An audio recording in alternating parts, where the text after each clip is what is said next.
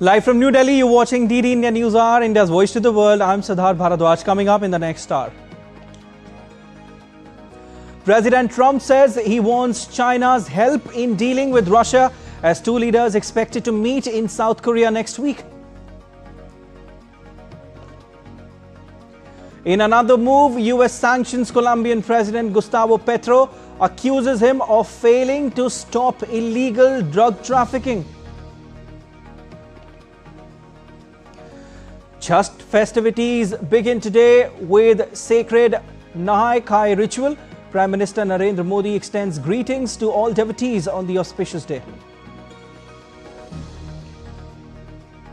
And India makes solid start after Australia sets target of 237 runs in third ODI match.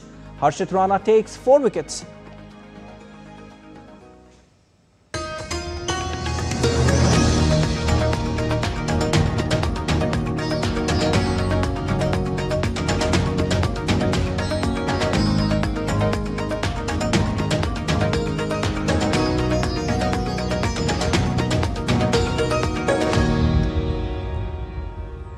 US President Donald Trump departs from the United States to attend the 47th ASEAN Leaders Summit in Kuala Lumpur. Trump is due to arrive in Kuala Lumpur on Sunday morning on the first stop of his trip through Asia. Meanwhile, Malaysian authorities ramped up security measures in Kuala Lumpur for the 3-day ASEAN Summit. Security personnel were seen conducting thorough checks at all entry points to the venue of the summit, Kuala Lumpur Convention Centre. The summit comes at a critical time as the region grapples with tensions in South Korea, in fact in the South China Sea, the ongoing crisis in Myanmar and efforts to strengthen economic integration amid global trade uncertainties. Meanwhile, Thai Prime Minister cancelled his trip to the ASEAN Summit in Malaysia due to the Queen Mother's death, but said he still wanted to jet in for a peace deal with Cambodia, to be witnessed by US President Donald Trump. Ahead of US President Donald Trump's visit to South Korea for the APEC summit, thousands of South Korean protesters held a rally in downtown Seoul, condemning his tariff policies and pressure on South Korea to invest in the United States.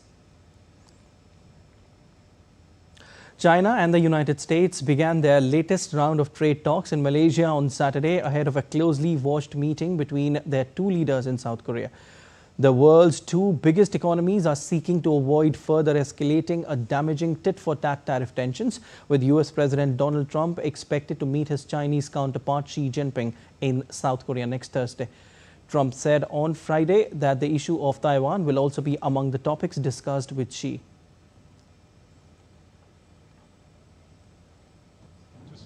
Love China to help us out with Russia. We put very big sanctions on Russia. I think those sanctions are going to be, they're very biting, they're very strong.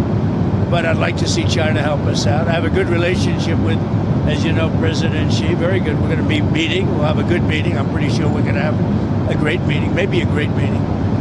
But I think we're going to do some good business. One of the things we'll talk about is the Russia-Ukraine. Well, I'll be talking about Taiwan. Won't be going there, but I'll be talking about it. Won't be too far away. A lot of respect for Taiwan. Beijing announced this month sweeping controls on the critical rare earths industry, prompting Trump to threaten 100% tariffs on imports from China in retaliation.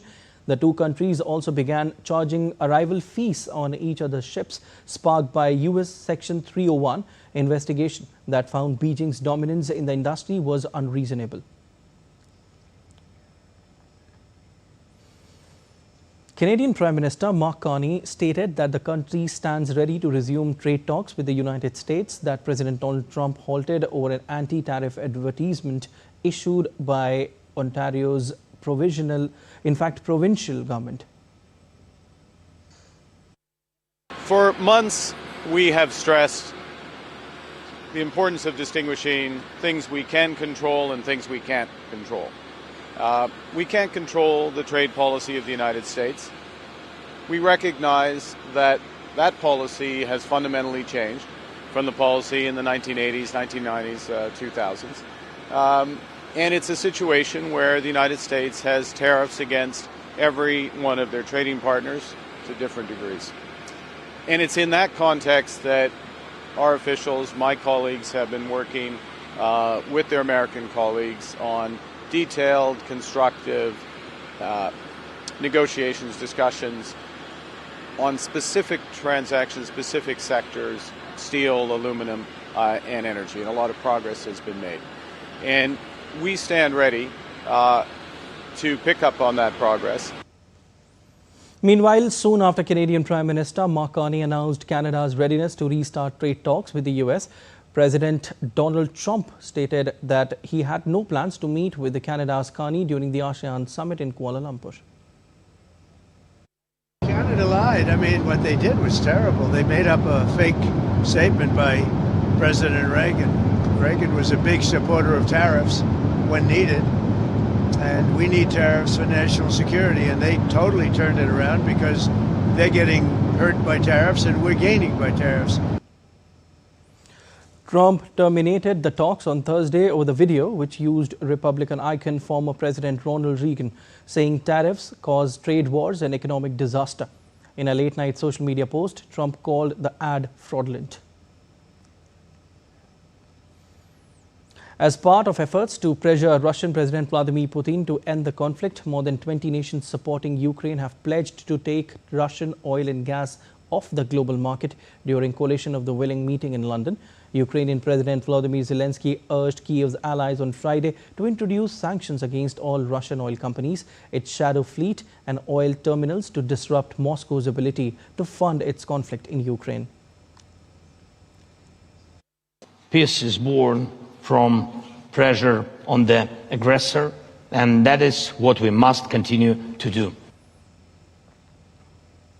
British Prime Minister Keir Starmer said that the country is determined to act now to dial up the pressure on Putin. Ukraine's future is our future.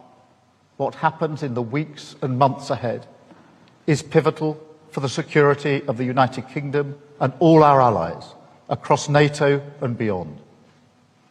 So we are determined to act now, to dial up the pressure on Putin and finally bring him to the negotiating table in good faith.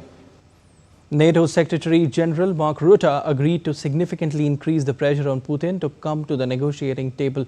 He also said that in Ukraine, Putin is gaining little ground on the battlefield and there are marginal gains.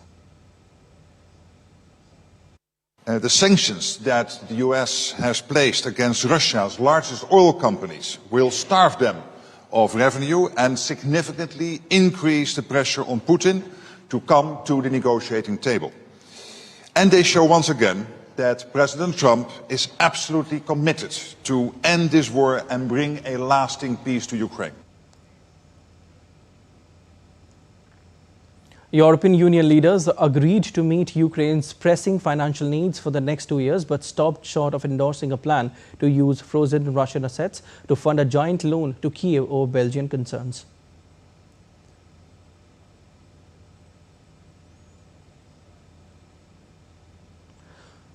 Although Moscow has promised a painful response if the assets are seized, Putin also said the sanctions on oil companies were an unfriendly act but would not significantly affect the Russian economy.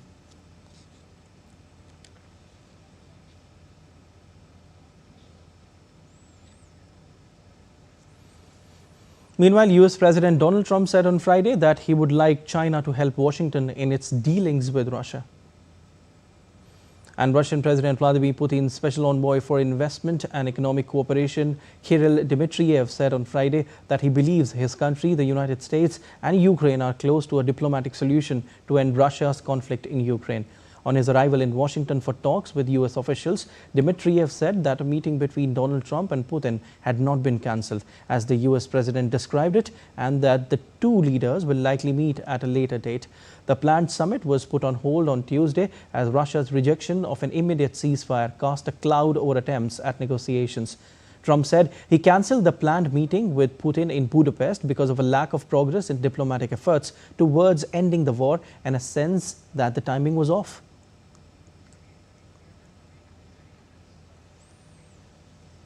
And DD India's Shubhendu Ghosh joins us live on the developments on the Russia-Ukraine conflict. Hi, Shubhendu.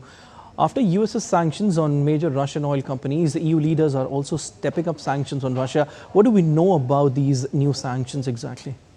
Hello, Siddharth. Yes, there's a growing chorus of, if you look at Ukraine's Western allies, they are coming together to push Russia through sanctions on their energy exports, oil in particular. This follows what President Trump a couple of days back did, putting sanctions. These were the first American Trump-led sanctions against two of Russia's biggest oil companies. Russia contributes about 6% of global oil trade, and those sanctions immediately spooked the markets as well.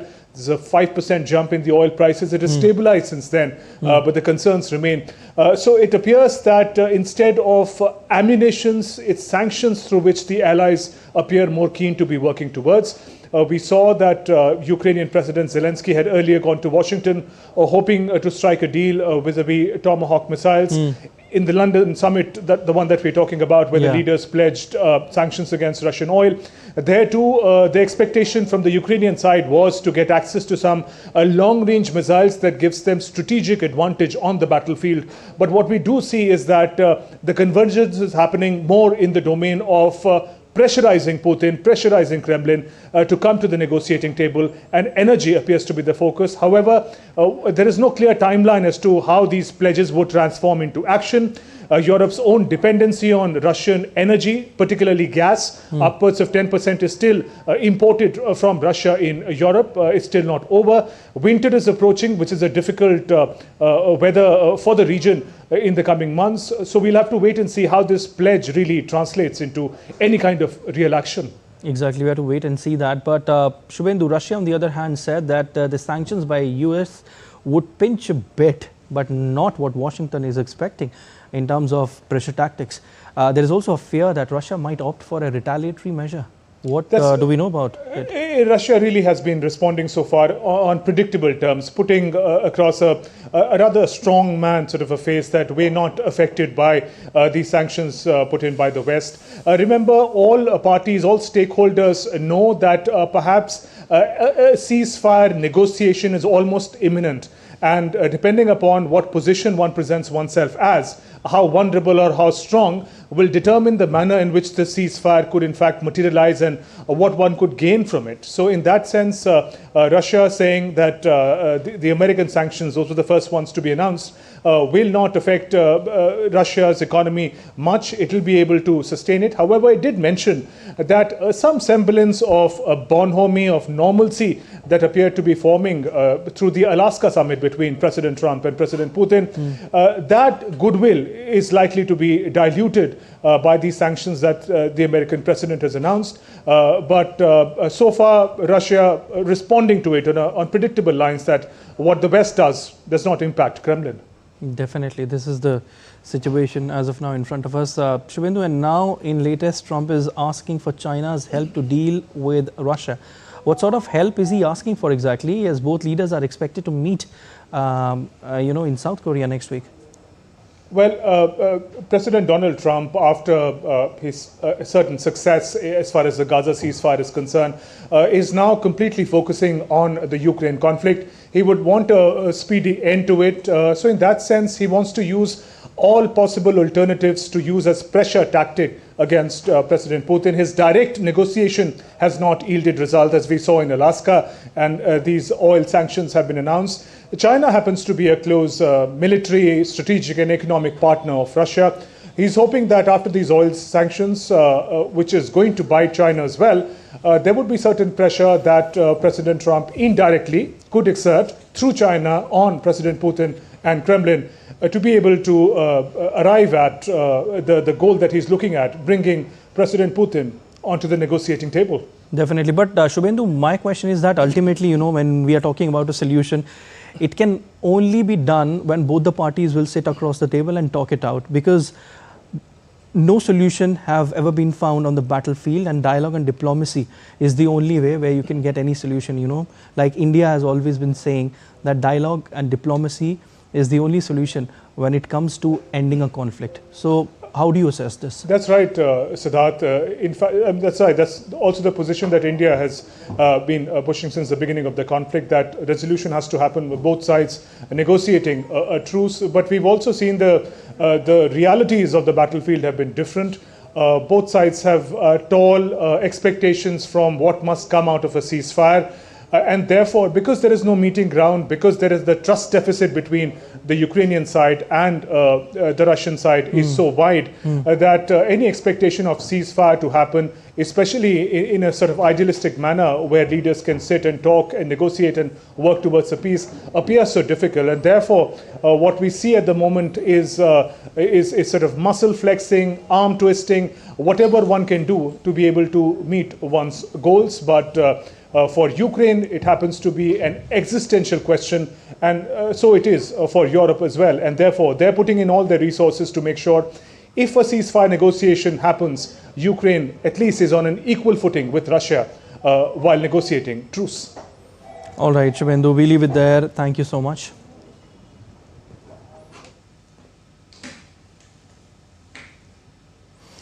The US on Friday imposed sanctions on Colombian President Gustavo Petro, accusing him of failing to curb illicit drug trafficking and refusing to stop the flow of cocaine to the US.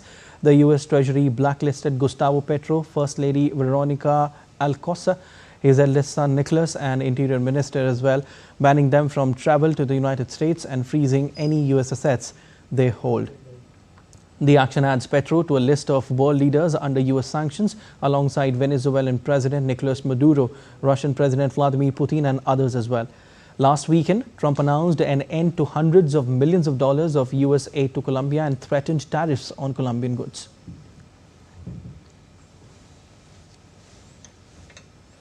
Colombian president said he had sought to fight drug trafficking for decades. Gustavo Petro said sanctions on him were a paradox in a post on his social media on Friday. Petro said, "I have no desire and I never will to do business in the United States." El resumen. I've never done business. I don't have a dollar in the United States. There's no account to freeze. I have no desire and I never will to do business in the United States. That is why this gathering has an objective, which is not only to talk about Trump, we will not speak about him anymore in this government. Thousands of supporters rallied in Bogota's Bolivar Square to back President Petro after the United States imposed sanctions on the Colombian leader, escalating tensions between the longtime allies. At the demonstration, supporters carried banners reading, "Thank you, President Petro, for your legacy, and Petro is not a drug trafficker." Police checked attendees at security checkpoints as crowds streamed into the square, some waving Colombian flags while a drum band played. The move marks a sharp deterioration in relations as US military activity has increased in the southern Caribbean, with Trump accusing Petro of allowing drug cartels to flourish.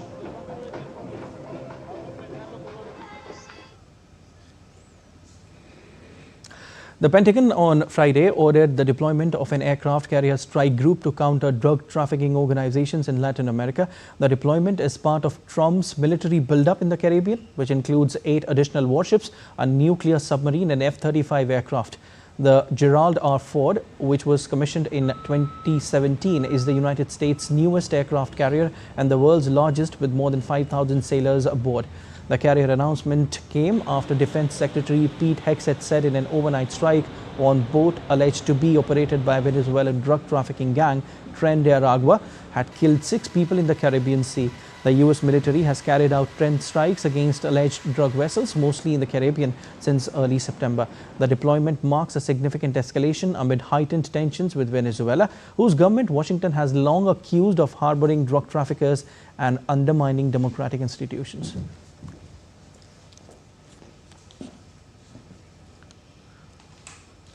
Meanwhile, Venezuelan President Nicolas Maduro said the US is making up an eternal war as the Trump administration announced a US military buildup in the Caribbean. Maduro defended Venezuela as drug-free country, adding that Venezuela will put an end to the cocaine trafficking that comes from neighboring Colombia.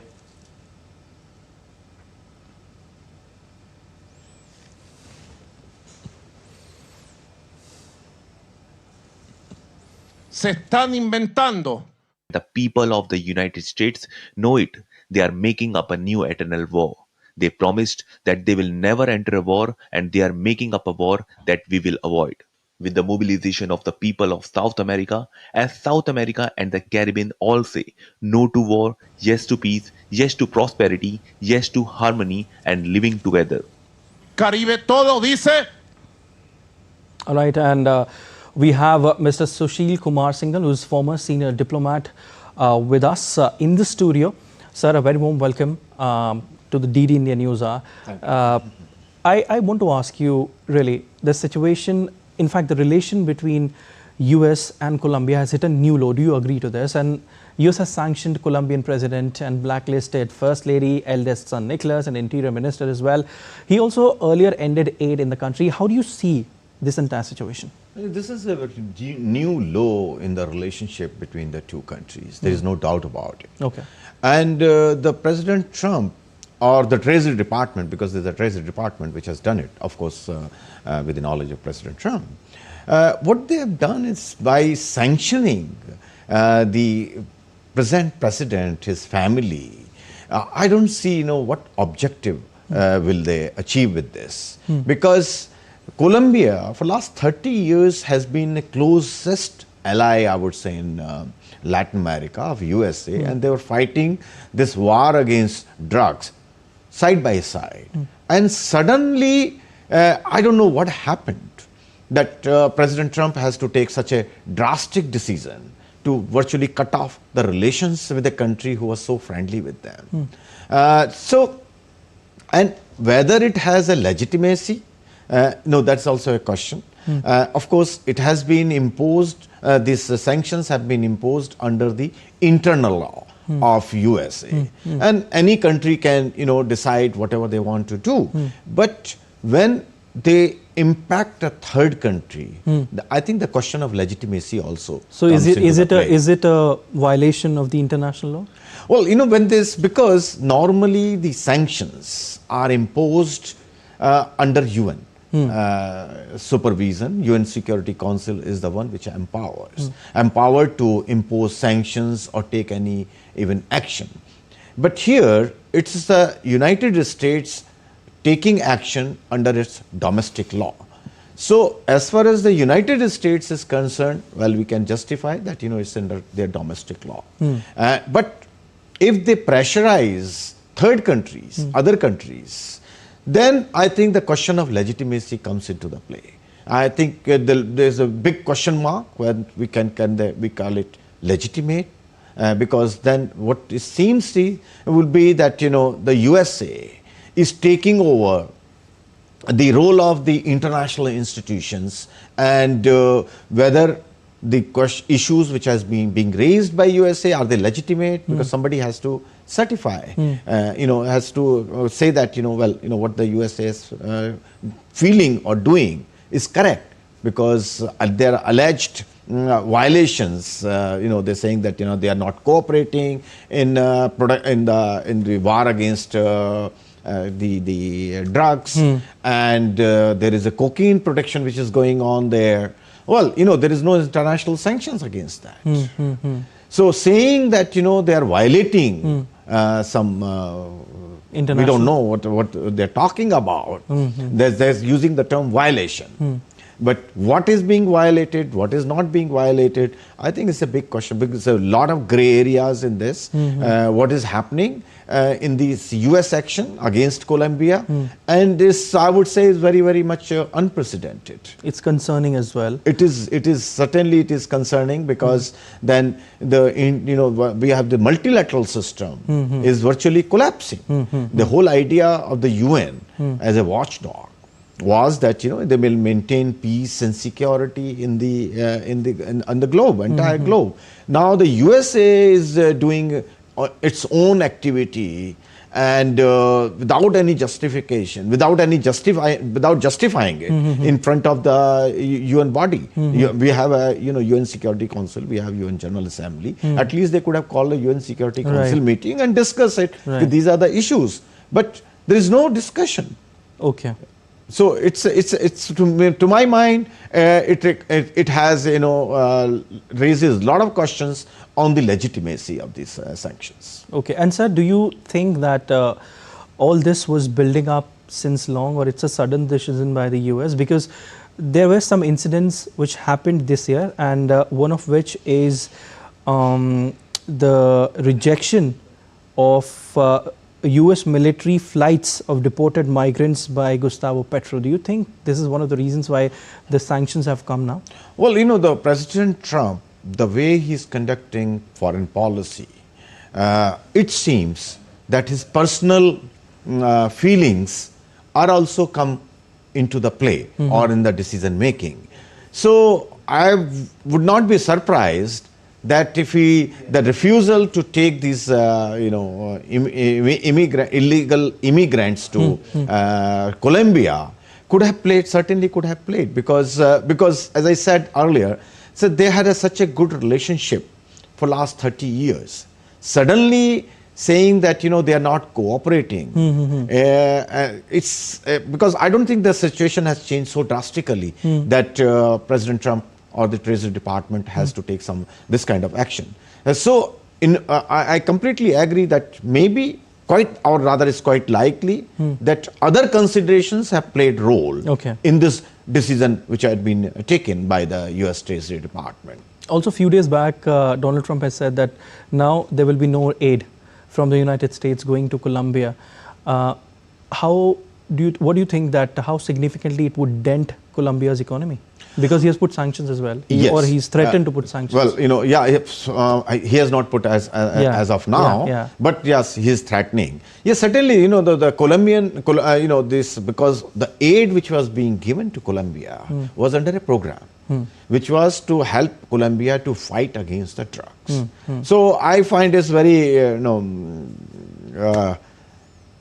interesting is not the right word, but I find it that it's not going to serve the interest of the USA, because USA wants the Colombia to fight against the drugs and stop the cocaine production. So if you are taking away the means and then again accusing the country, so how it goes, it's actually is going to be, I think, against the interest of US by stopping this aid and stopping this program. They could have, pressurized to take more action by maybe, encouraging different means, maybe giving them defense advisors, or maybe the drug enforcement agencies advisors to help them to fight against this menace of the drugs or cocaine. But by imposing sanctions and stopping aid, I think is not going to serve the interests of USA. Of course, Colombia will also get affected, because economy will get affected, certainly, because the aid, there was substantial aid was being given. And it will, again, I will reiterate that, this stoppage of aid, assistance to Colombia will make a dent negatively in the fight against drugs, which President Trump is trying to do. Okay, we also saw some visuals, a while back. Protesters there in Colombia are supporting Gustavo Petro, saying he's not a bad guy. If you remember, a few days back, Donald Trump has said that Gustavo Petro is a thug. He is a bad guy and illegal drug trafficker. So with all these things, what do you think now the action could be from Gustavo Petro's side? Well, Gustavo Petro... Because he also said that he will take a legal action against Donald Trump. Well, I don't know what kind of legal... He can go to ICJ. That is the only action I think he can take, because he cannot go to the US courts. And he said that he will go to the US courts. Yeah, but I don't see, how we can go to the US court. It will be very difficult to, this will be a question of jurisdiction. But I think he might have said in the heat of the moment that he will take action. So any legal action, if you want to take, he has to go to the ICJ, in my view, not in the US courts. It will be very difficult for them to go to the US court to get the jurisdiction. But I think the kind of support he's getting, it clearly indicates that he's popular in the country. Definitely. And claiming that he's a thug and all, or the drug lord. But no evidence has been produced. Definitely. We have a positive time. Very quickly, I want to ask you one thing, that as far as the strikes are concerned, and we have seen the latest strikes, there have been 9 strikes killing somewhere around 37 people. When it comes to Venezuela, the strikes have been conducted in the Caribbean and the Pacific side of South America. When you talk about the strikes, near Venezuela, what are we looking at exactly from the Trump's perspective? Well, President Trump feels that I think the idea is that any access or any ingress or outgress is to be stopped, whether they are really carrying drugs.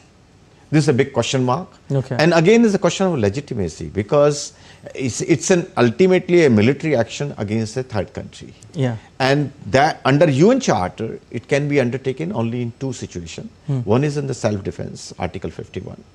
And second is if the UN Security Council authorizes. Okay. So there is a big question of legitimacy on this, because by saying that we are fighting against the drugs with no evidence, even after attack, I don't think they have produced any evidence that they were really carrying drugs. All right. So it's just one word from their side. Definitely. So certainly it's a developing situation, and we will have to wait and see what will happen next. But thank you so much, sir, for joining in on DD India News Hour. And Thailand's Queen Mother Siriket passed away at the age of 93 in a Bangkok hospital on Friday night, the Thai Royal Household Bureau announced. The Queen Mother played an important part for decades in helping to revive the power and prestige of the monarchy alongside her husband and the late King Bhumibol Adulyadej. After a stroke in July 2012, Queen Siriket disappeared from public life. From 2014 till her death, she was treated in Bangkok hospitals.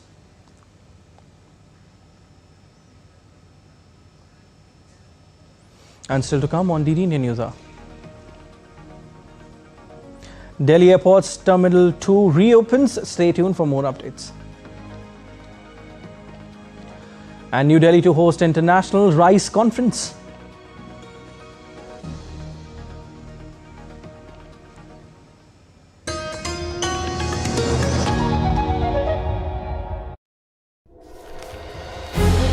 Indian industries are facing pressure because of President Trump's tariff threats.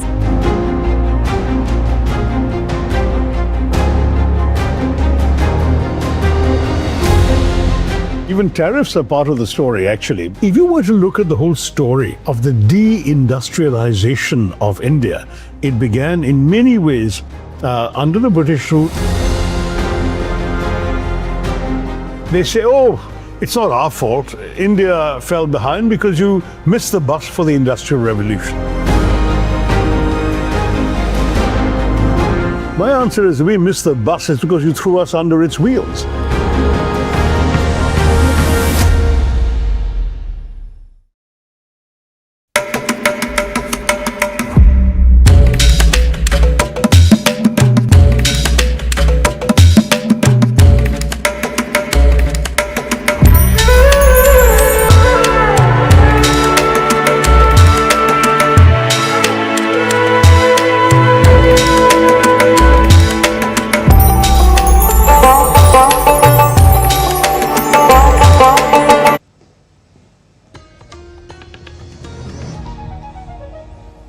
And you're watching DD India News Hour. I'm Siddharth Bharadwaj, and a quick recap of the headlines.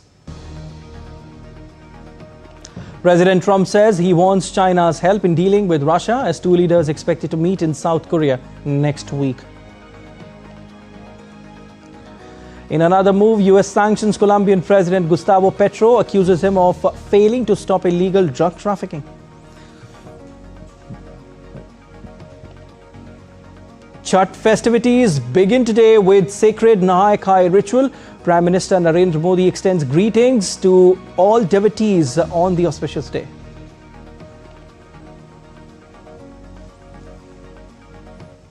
The 4-day grand festival of Chhath Puja begins today with the traditional ritual of Nahai-Khai.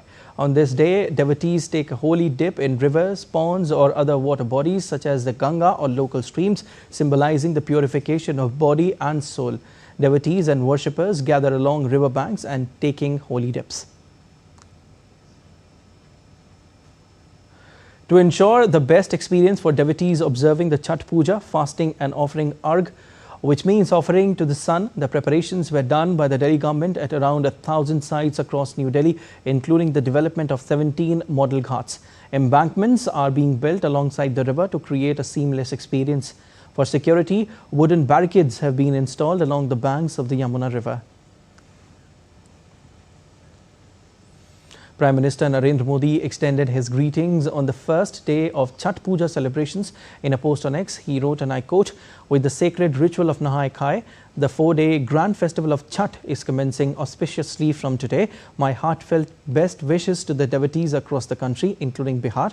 My salutations and homage to all the observers of the fast," unquote.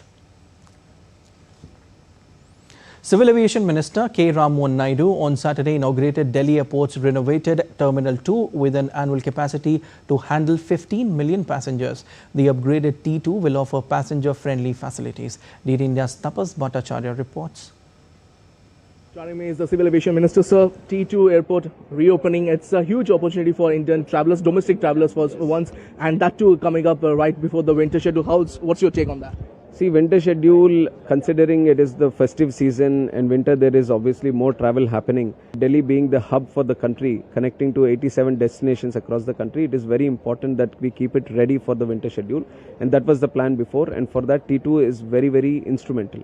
And we upgraded it and we inaugurated it right before the start of winter schedule. So that is going to facilitate for more passengers to be traveling from here. And this terminal is built for 15 million capacity. So that is a huge boost for the operations that are happening from the Delhi airport. Also, Cat 3, do we see any problem when in winter schedule? Do we see more smoother functioning in that? I would say that right now you shouldn't see any problem with fog situation because all the runways here are Cat 3 compliant. And recently only one runway which was not, we have converted that into Cat 3 compliant. So definitely this is going to help us in the fog season also, where you see a lot of delays happening or some cancellations happening. So we totally wanted to avoid that situation in Delhi. And we have taken cue from how the international airports, especially in these cold climate areas, operate. And then Delhi has become that airport where it is leading in the country also in having these Cat 3 compliant systems or this weather systems which will help us in those extreme weather conditions. So right now we shouldn't see that problem. Much appreciated your time, sir. So that was the Civil Aviation Minister stating that Cat 3 will be there in the Terminal 2 as well, and those long haul or long wait during the winter season is all but history. With camera person Pramod Negi, this is Tapush Bhattacharya for DD India from Delhi. Delhi Airport's Terminal 2 is now future-ready and passenger-centric. It promises a seamless, technology-driven travel experience. The upgrades aim to optimize flight operations and enhance convenience for millions of travelers. DIAL CEO Vidya Kumar Japuriyar called it a significant milestone in the airport's transformation journey. Joining me is the CEO of DIAL to talk about the new refurbished T2 airport. Sir, this new terminal is expected to be a major game changer for India's domestic passenger. Delhi is becoming a hub. This is expected to be a hub for domestic passenger, isn't it? T2 is a domestic terminal. It was a domestic terminal before we shut it about 4.5 months back. And what we have done is that we have introduced all the new technologies that we had at other terminals and which was not available here, and possibly gone a step ahead in some of the newer technologies we have brought in. We face difficulty during the winter season. Expected to start from 26th tomorrow. Are we ready for that? Yes, we are ready for this. That's why the inauguration has been done today. And there is already Air India and Indigo are shifting 120 departures of their aircrafts, which are partly shifting from T1 and partly shifting from T3. And operations are going to start from tonight. Right. There was a people were talking that CAT system, which was supposed to be helping, especially in the winters, foggy conditions. Has it been implemented here, or there was a problem when the easterlies were coming at that last year? Have you rectified those issues also? Last year we had only 2 runways which were Cat 3 compliant on the easterly flow, and this year even 1028, which is the workhorse, on the 10 side we have done Cat 3 installation, and that will be operational towards the second half of November. So we are fog ready, and chances that flight delays and flight cancellations are minimized. We have seen the best facilities coming off from the GMR. We have seen the best in T1, T3. How is T2 going to be different, or if you guys, what makes you think that it is going to be, more friendly towards the passengers? T1, the new one, is a greenfield terminal. T3 was always a greenfield terminal. T2 is a refurbished terminal, and it's much bigger a challenge to actually do a brownfield terminal and turn it into a more modern terminal. Good thing about T2 is the efficiency by which the passengers can actually walk through. So in fact it's a straight line walk. As soon as you enter the terminal gate, right up to the boarding gate, it can take you can be there in 5 minutes. So that's the most efficient part of it. And you've also got some new boarding passengers, top bridges that side. Isn't it 6 of those coming up? Yes. So there are 6 boarding bridges. So all the old boarding bridges have been actually replaced with the most modern boarding bridges. Really appreciate your time. So that was the CEO of DIAL saying that we got all the amenities for the passengers, and if you are thinking of checking this particular T2 terminal, the newly refurbished, come over here. It's starting from tonight onwards. With camera person Pramod, this is Tapush Bhattacharya for GT India from Delhi. In a major twist to the ongoing crackdown on misleading or fake oral rehydration solution ORS, the Delhi High Court has granted an interim stay against key orders issued by Food Safety and Standards Authority of India, effectively pausing the ban on use of ORS branding for certain beverage products. The stay comes following a petition by JNTL Consumer Health, a subsidiary of Johnson & Johnson. The court has allowed the company to file its side or objections against FSSAI's orders within 1 week. FSSAI on October 14 issued an advisory banning the use of the term ORS on any food or beverage product that does not meet the World Health Organization recommended formulation. Air Chief Marshal A.P. Singh, Chief of the Air Staff, presided over the Training Command Commanders Conference 2025. The conference was held at Headquarters Training Command, Bengaluru on 23rd and 24th of October. The key discussions focused on transforming training philosophy, modernizing infrastructure and aligning training with IAF's future operational needs. Air Chief Marshal A.P. Singh reviewed performance of TRG establishments, lauded excellence and highlighted the importance of op-oriented training in enhancing IAF's combat readiness. He also awarded Pride of Training Command Trophy to Air Force Academy.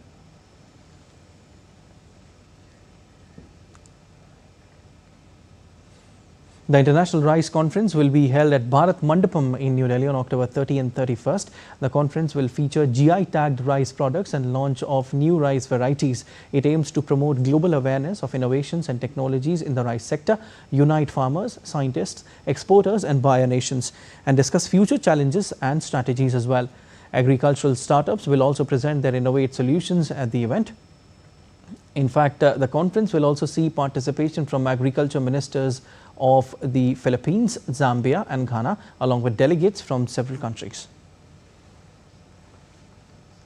Rice is the foremost agricultural export from India, and we are organizing a global event, the Bharat International Rice Conference 2025, in collaboration with the Indian Rice Exporters Federation, the IREF. It is a mega event which will involve nearly 3,000 farmers, 1,000 plus foreign buyers, 3,500 exporters.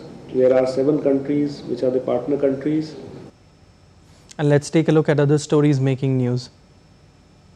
The Election Commission of India on Friday issued an advisory to all political parties on the use of AI-generated and synthetic content during elections. The ECI warned that deepfakes or altered content could mislead voters and disrupt. Parties must ensure all AI-generated material is clearly labelled to maintain transparency and electoral integrity. Delhi customs officials at Indira Gandhi International Airport on Friday seized 6 gold bars from a female passenger arriving from Yangon, Myanmar. The woman was intercepted while attempting to exit through the green channel designated for passengers with no duty-able goods. The Indian Coast Guard launched 2 advanced fast patrol vessels, ICG ship Ajit and ICG ship Aparajit, at Goa Shipyard Limited. The 52-meter-long vessels are the 7th and 8th in a series of 8 indigenously built fast patrol vessels aimed at strengthening coastal security and maritime surveillance. And still to come on DD India News Hour. Lithuania shuts 2 airports. Stay with us to know more.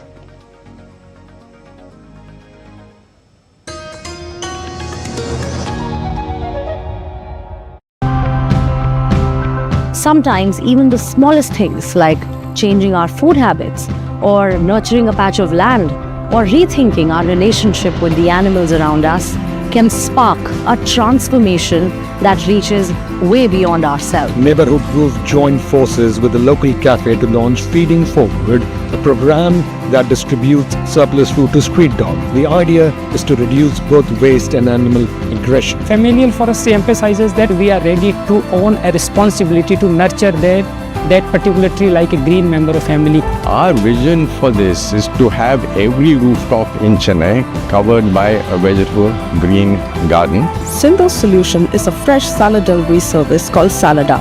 She and her husband have created 10 jobs and serve over 3,000 customers in Chennai.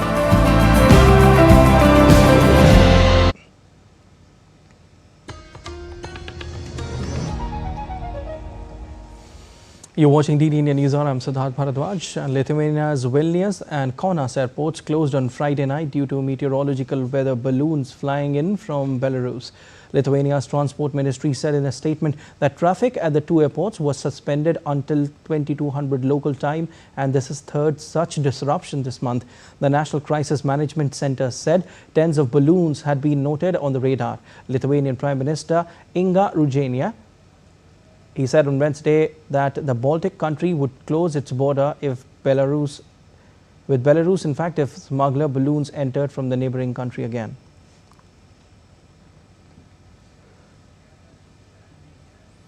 And time now for sport and updates from the ongoing India versus Australia 3rd ODI match taking place at the Sydney Cricket Ground. Rohit Sharma and Virat Kohli are solid in the middle as India cruise in their chase of 237 against Australia in the final ODI. Rohit Sharma has smashed a superb half-century. Indian skipper Shubman Gill was dismissed for 24 by Josh Hazlewood. Earlier, Harshit Rana repaid the massive trust shown by India head coach Gautam Gambhir. The right-arm pacer returned with impressive figures of 4 for 39 as India bundled out Australia for 236. The hosts were cruising at 183 for 3 at one stage, but a disciplined and collective bowling effort helped India stage a remarkable comeback.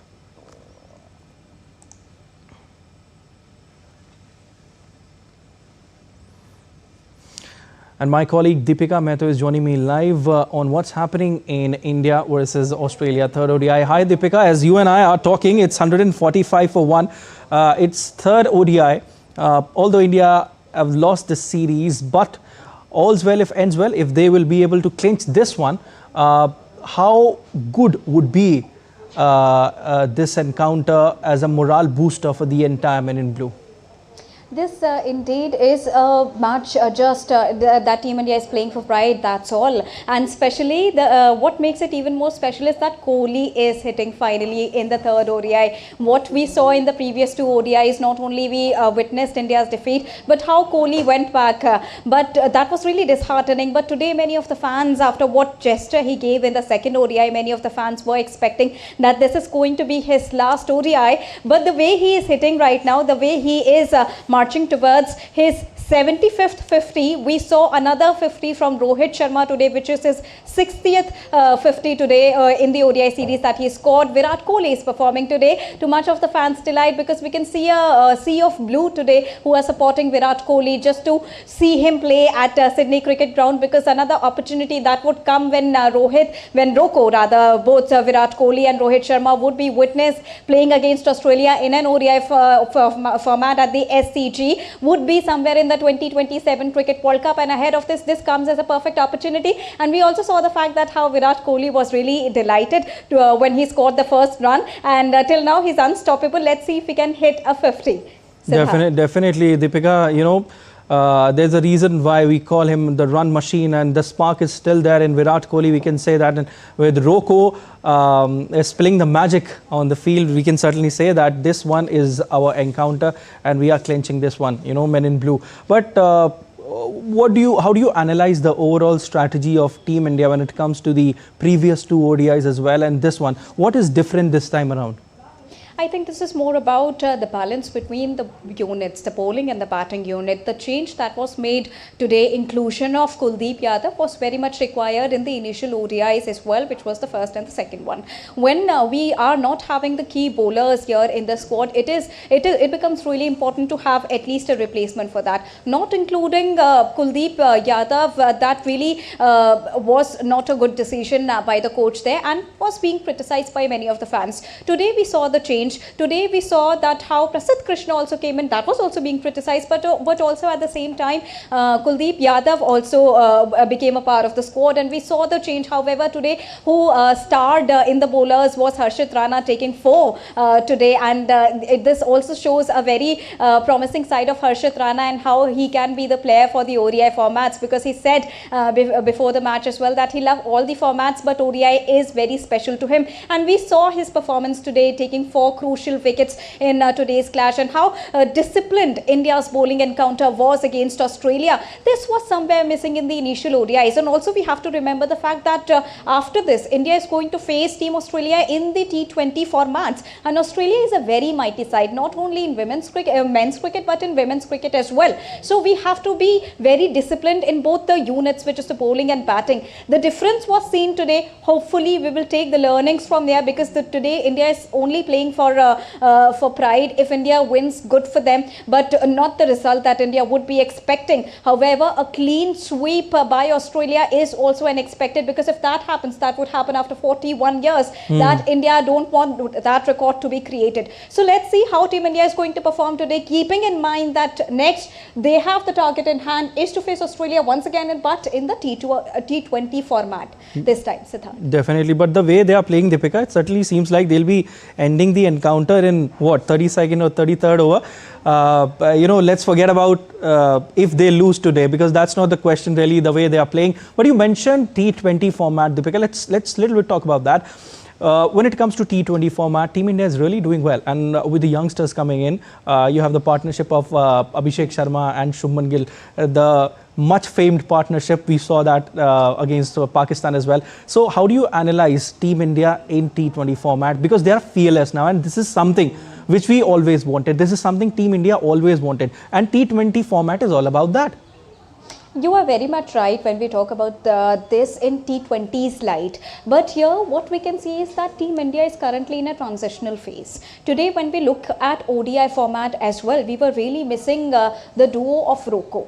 And when we talk about T20 performance, you talked about the opening partnership, how fiery and fiery India has been off late as well in the T20 format. India needs to keep up that momentum, because that is very much important when we talk about ODIs, when we talk about T20s, and especially again playing against a team like Australia. That becomes very important, because every match is a different match, every pitch is a different pitch. Also in this ODI format, Team India had this problem that they had to play in different pitches, and in T20 formats also, when you face such sort of a situation, you have to channelize your energies, channelize your planning according to the situations as well, the changing weather conditions, the changing pitch conditions, and the changing scenarios of the team lineup as well, where your bowling and batting, both lineups have to be equally great. So here, looking at team space, T20 looks good, but again India cannot afford to become complacent at all, Siddharth.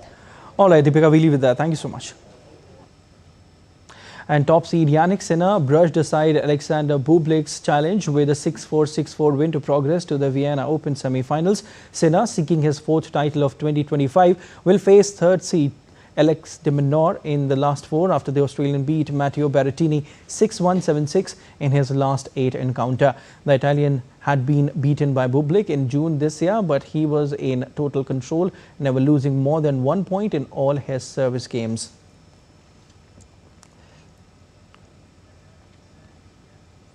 And that's all from us for now. As we wrap up this edition, we leave you with these delightful visuals from Kosovo, where Halloween came early for 19 rescued bears treated to a festive pumpkin and chestnut feast.